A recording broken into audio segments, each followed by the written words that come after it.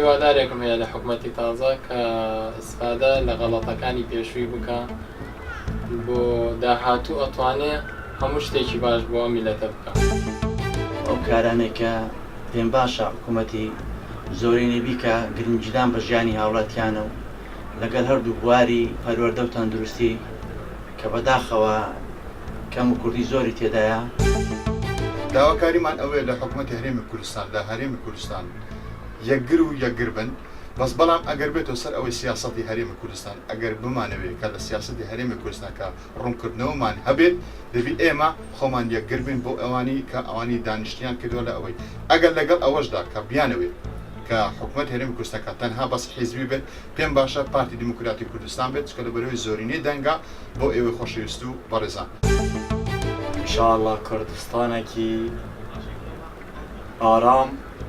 بە پارتیوە بە یەکەتیوە بە هەموو لاکۆن ئینشاءالله حکومەتێکە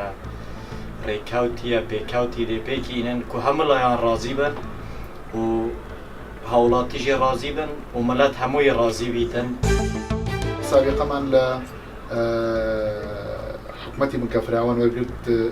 هیچ سوودێکی نەبوو لە زەرر زیاتر، بۆیە داواکارم ئەم جارە بە تەنها پارتی و کەمینەکان حکومەت پێ بێن و بە گەندەڵەکانە بچنەوە و ئەو شوێنانەی کە گەندەڵیتیا بۆ بنبڕ بکرێت لەگەڵ ڕێز و حورمەتم بۆ حکومەتی هەرێمی کوردستان.